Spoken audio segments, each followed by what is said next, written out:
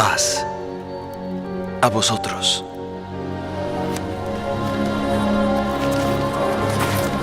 ¿Por qué estáis turbados y dudáis en vuestros corazones? Mirad mis manos y mis pies, que yo mismo soy. Palpad y ved. Buenas tardes, buenos días para todos ustedes. De nuevo en este programa semanal de Una Liturgia para la Vida. Les acompaño nuevamente el Padre Víctor Anguiano de la Diócesis de San Cristóbal de las Casas, en Chiapas, México. También pueden ustedes acceder a otros medios de comunicación como es Spotify, Apple Podcasts, YouTube Music, Amazon Music, iHeartRadio, como también en YouTube y también por internet en la Radio Católica de San Cristóbal de las Casas. Este domingo segundo, el Santo Padre Juan Pablo II instituyó esta celebración de el Señor de la Misericordia. Vamos a tener que dar un repaso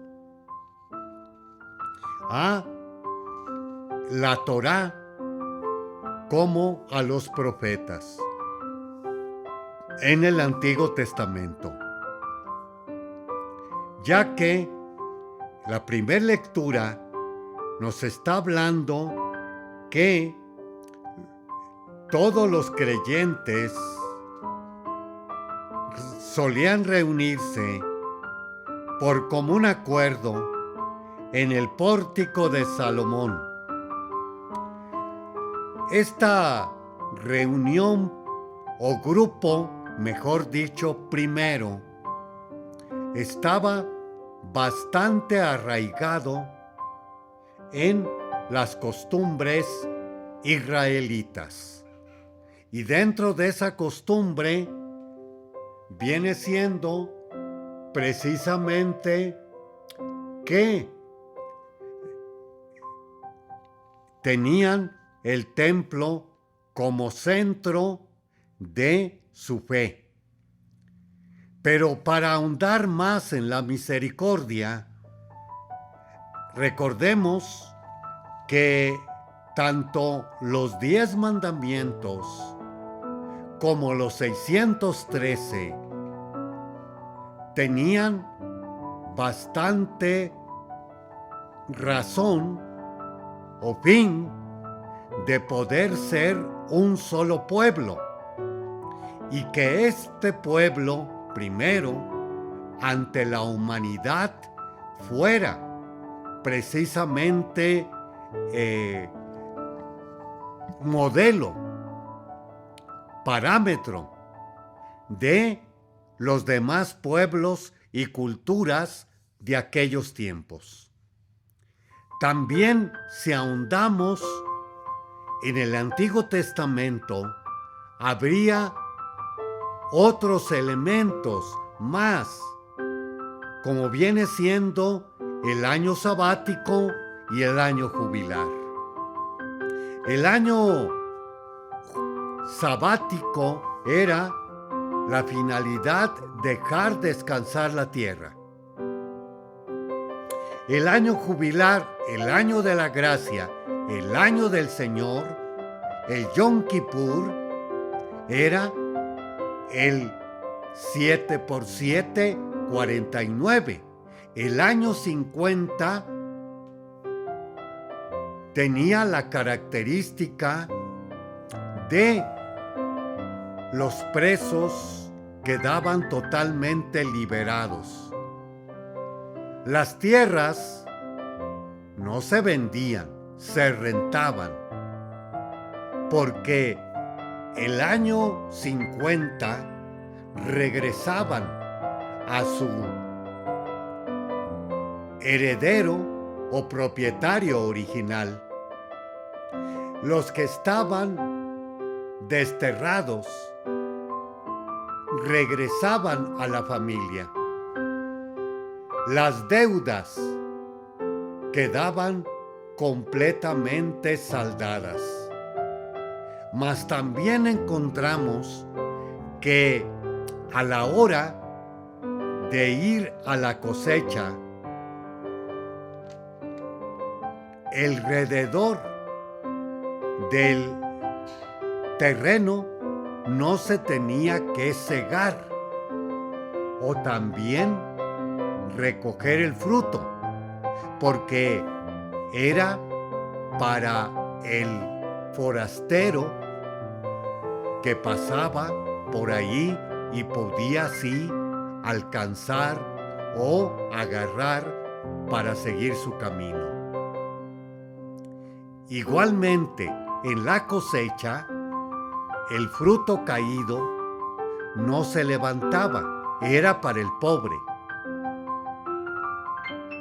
También hay otras cosas más que podíamos ahondar en el Antiguo Testamento, que precisamente lo vemos en otro momento acerca del salario, que el salario tenía que entregarse diariamente, mas también si se daba en prenda la túnica,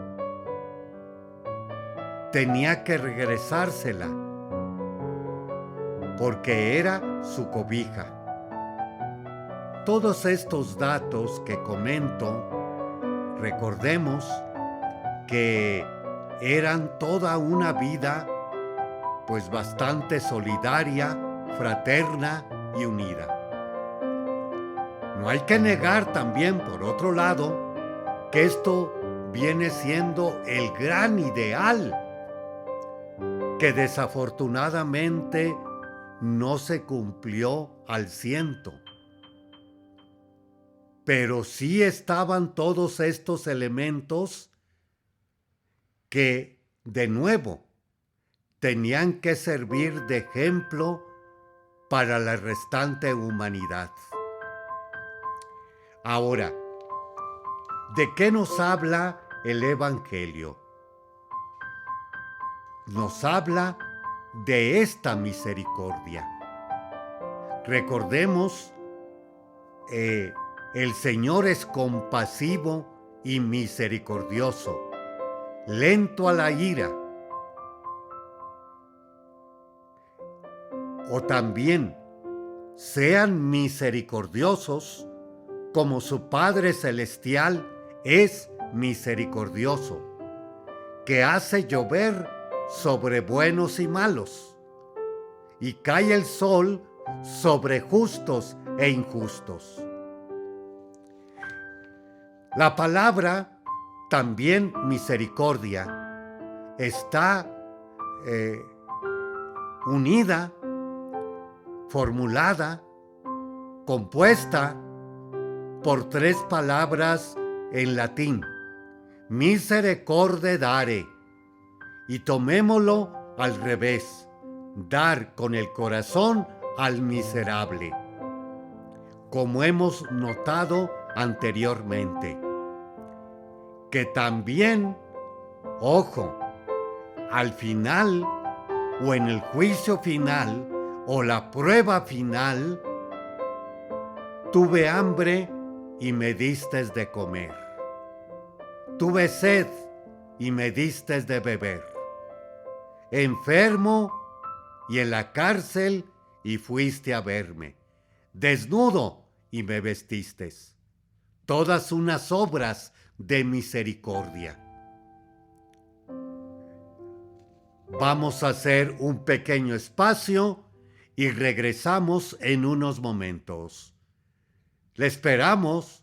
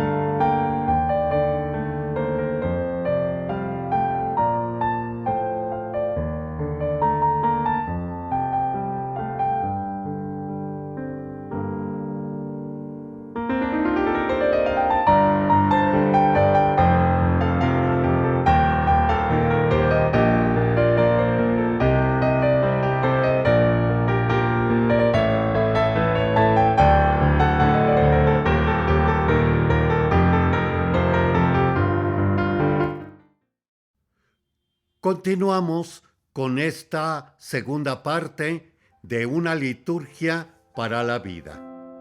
Hemos comentado en la primera parte cómo el Santo Padre Juan Pablo II denominó en este domingo pascual el Nuestro Señor bajo la advocación de la misericordia. Y hemos dado un repaso bastante abuelo de pájaro de lo que fue el Antiguo Testamento, la Torá o los profetas. Siempre a través de los mandamientos como de las otras prescripciones para el pueblo judío e israelita, eran para formar un pueblo y así ser parámetro, luz, como también referencia para los demás pueblos. Vamos a ver ahora el Evangelio. Recordemos que está el Evangelio de Juan. Al anochecer del día de la resurrección, estando cerradas las puertas de la casa donde se hallaban los discípulos por miedo a los judíos, se presentó en medio de ellos y les dijo: la paz esté con ustedes. Dicho esto, les mostró las manos y el costado. Cuando los discípulos vieron al Señor, se llenaron de alegría. Aquí esta paz esté con ustedes es más que una paz material, libre de conflictos y de guerras. Era para el judío e israelita, era el Shalom. Recordemos en otro momento, cuando en ir a predicar, lleguen y digan: la paz esté con ustedes. Si hubiese alguien digno de la paz quedará.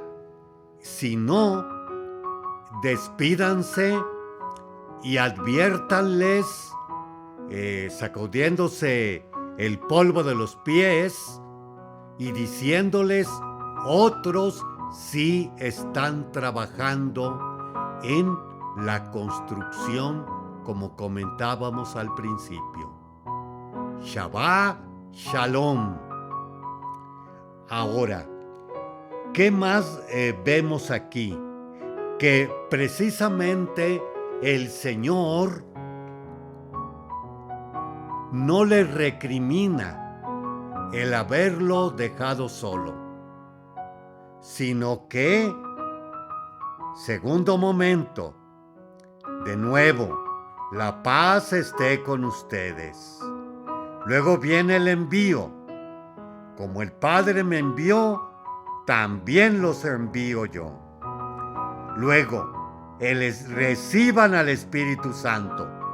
Sopla.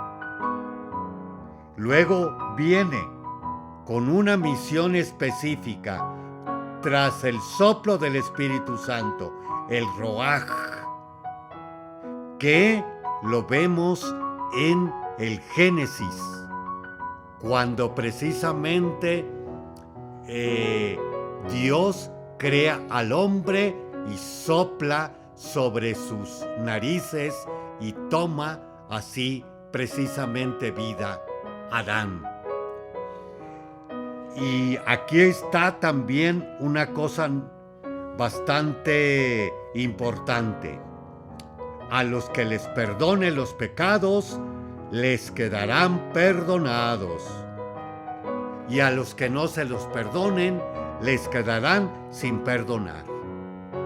Precisamente Aquí viene el sacramento de la reconciliación. Y los sacerdotes, los obispos, en el nombre de Dios, se da el perdón de los pecados, no en nombre de la persona, sino en el nombre de Cristo. Yo te absuelvo.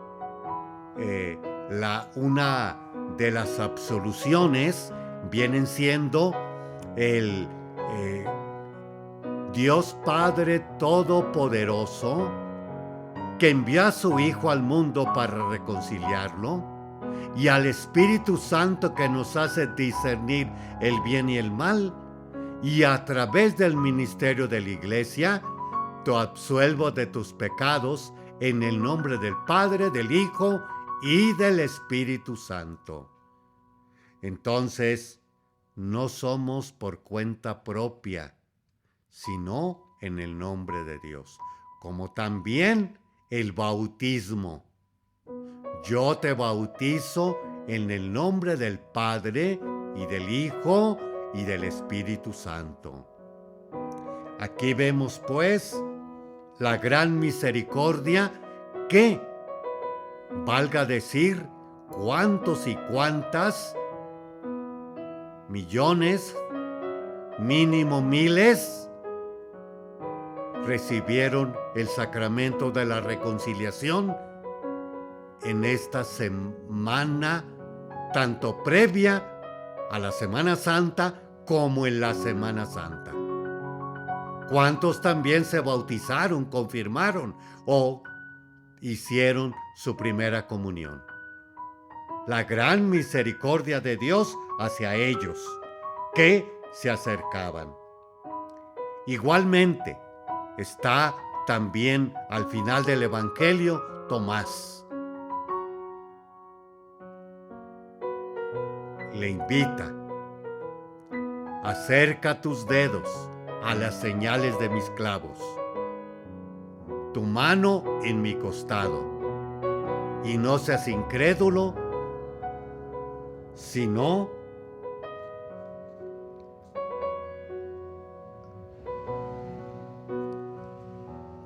que tengas fe. Tomás respondió: Señor mío y Dios mío.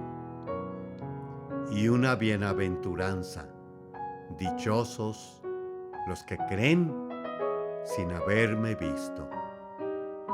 La fe es la base de las bienaventuranzas,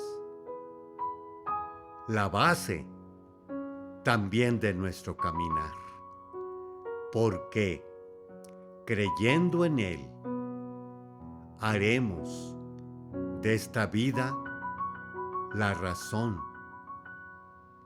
en Él, con Él, de nuestra existencia. Como diría Santa Teresa: no me tienes que dar porque te quiera, aunque lo que yo espera te esperara, lo mismo que te quiero, te quisiera. Haremos otro espacio y regresamos en unos momentos. Le esperamos.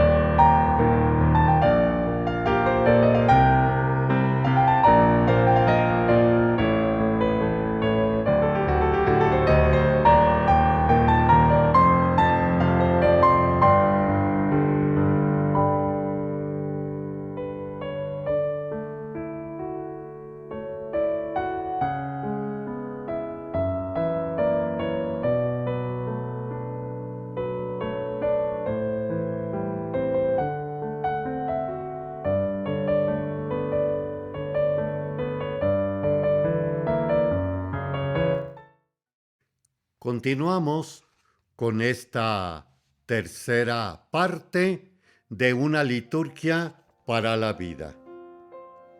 Continuamos con tiempos privilegiados, claves para comprender y vivir lo litúrgico. Del padre Andrés Pardo, editorial Monte Carmelo. Nos habla, en este caso, retomando de nuevo la Semana Santa, Ramos y Palmas. El Domingo de Ramos es uno de los días de mayor presencia de fieles en el templo, pues la bendición de los ramos tiene un enorme arraigo y poder de convocar.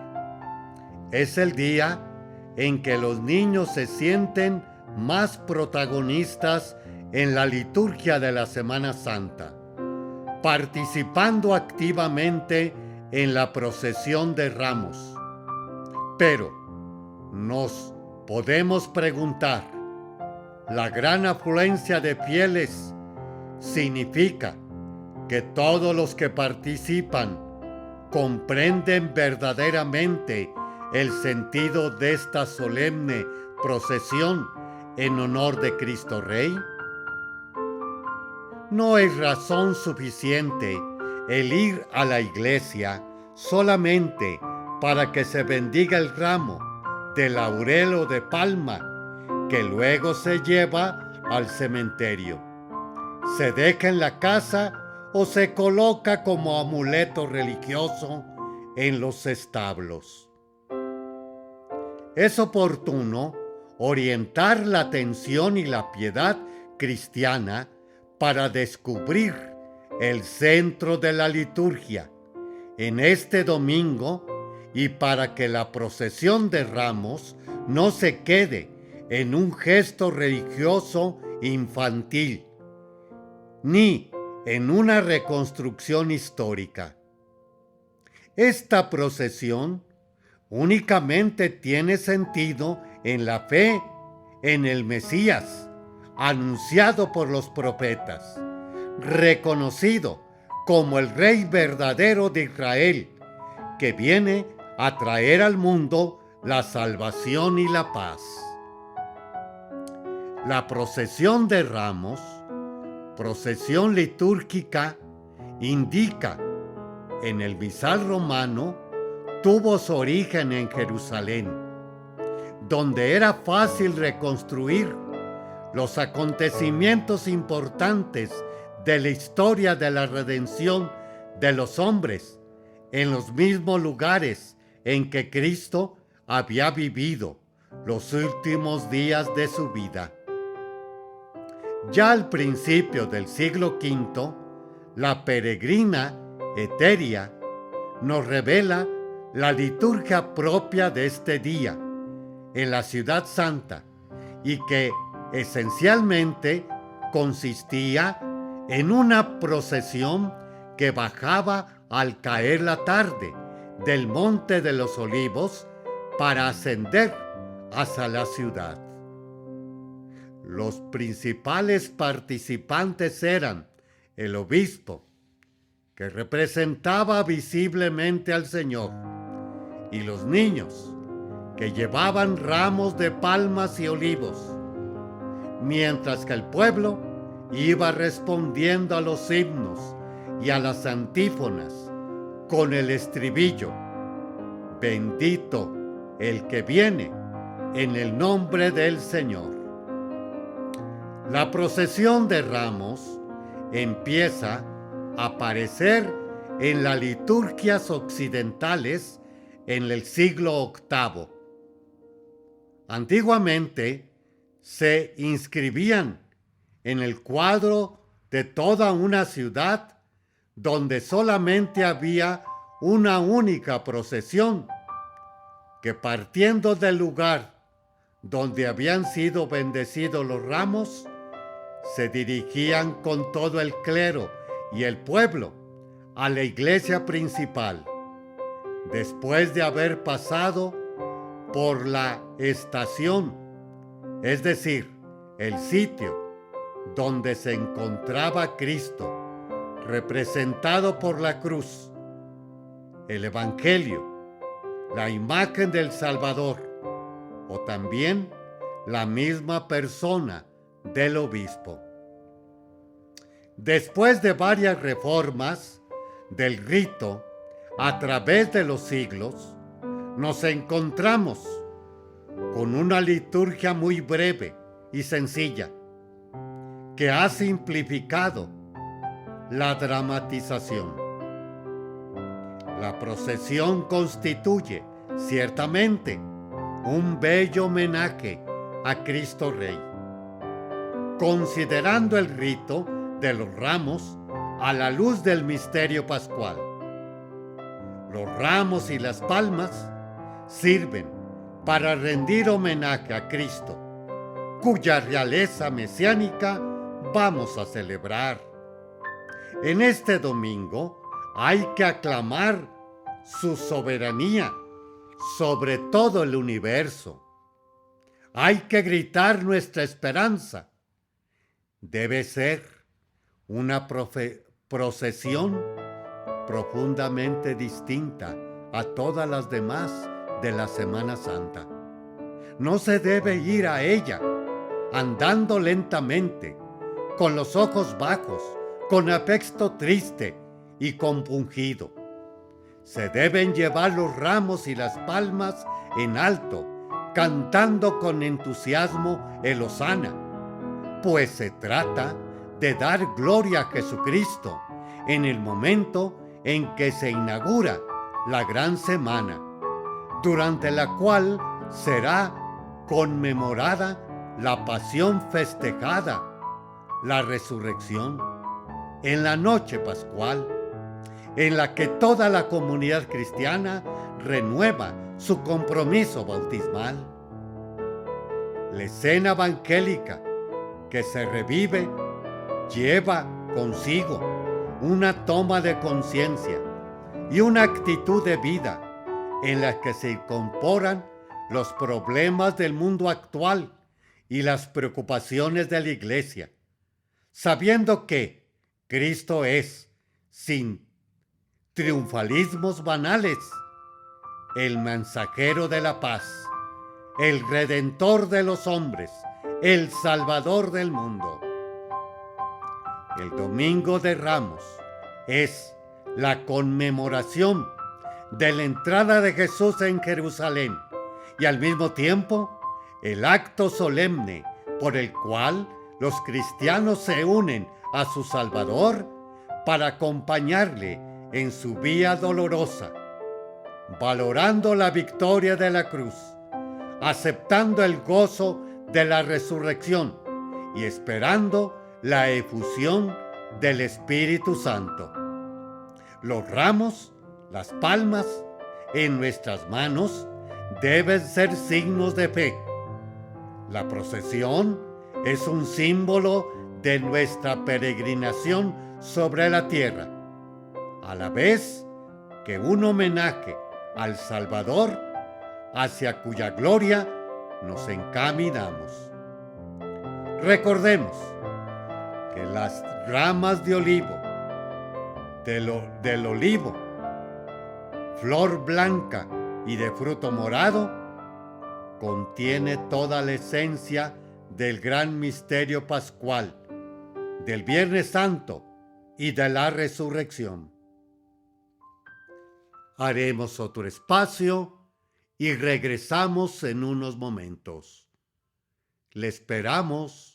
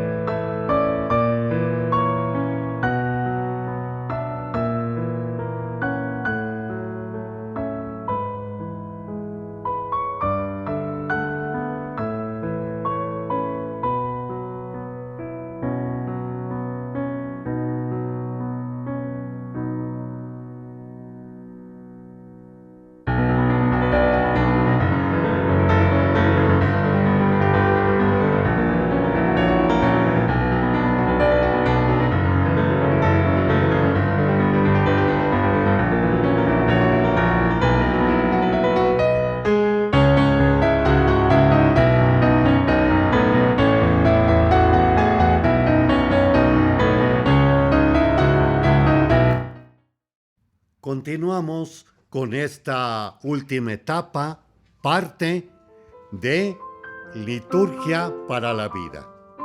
Vamos ahora a repasar los santos y santas de esta semana. 28 de abril, San Pedro Chanel, 1803-1841. Pedro, nacido en Francia, pertenecía a la congregación de los hermanos maristas. Fue enviado a la misión de la Polinesia, a la pequeña isla de Futuna. Empezó su trabajo de evangelización sin muchos resultados, pero cuando el hijo del rey se convirtió al cristianismo, el rey ordenó su muerte.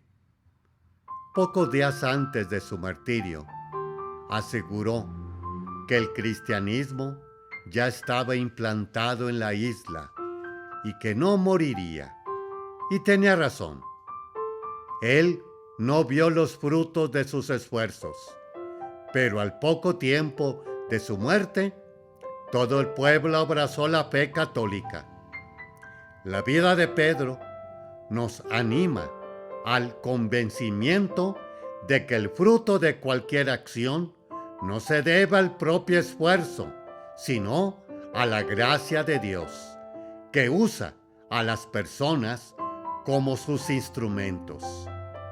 San Pedro Chanel vivió profundamente lo que dice el Catecismo en relación a la gracia.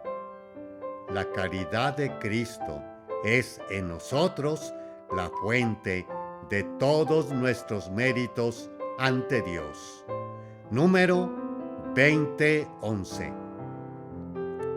En el mismo día celebramos a San Luis María Griñón de Comofort, 1673-1716. Nacido de una familia pobre francesa, siempre se identificó con los más necesitados. Desde muy niño se distinguió por una fe viva. Demostraba en el hecho de que se identificaba su lugar y fecha de nacimiento por el lugar y fecha de su bautismo. Al ordenarse sacerdote, estuvo destinado como capellán en un hospital. Más tarde, se dedicó a predicar misiones parroquiales y vivía en una gran austeridad. Predicaba con mucha pasión y ejercía un gran atractivo entre los más pobres. Esto suscitaba críticas y recelos por parte de otro segmento del clero. Perseveró en su misión, en la que animaba mucho al pueblo a recibir la Eucaristía diariamente y a la imitación de la Santísima Virgen María. En 1715 fundó la Congregación de Misiones de la Compañía de María y sus muchos escritos sobre la vocación a la Santísima Virgen María han tenido mucha influencia en la espiritualidad de la Iglesia. Su mensaje reflejaba muy bien lo que nos dice el Evangelio sobre la Eucaristía. Lo que el alimento material produce en nuestra vida corporal, la comunión lo realiza de manera admirable en nuestra vida espiritual. Números 1392. 29 de abril, Santa Catalina de Siena, Virgen y Doctora de la Iglesia, 1347-1380. La última hija de una familia italiana con 25 hijos. Desde muy pequeña se sintió atraída a la vida de oración. se resistió fuertemente a la insistencia de su madre de que contrajera matrimonio, siendo aún adolescente.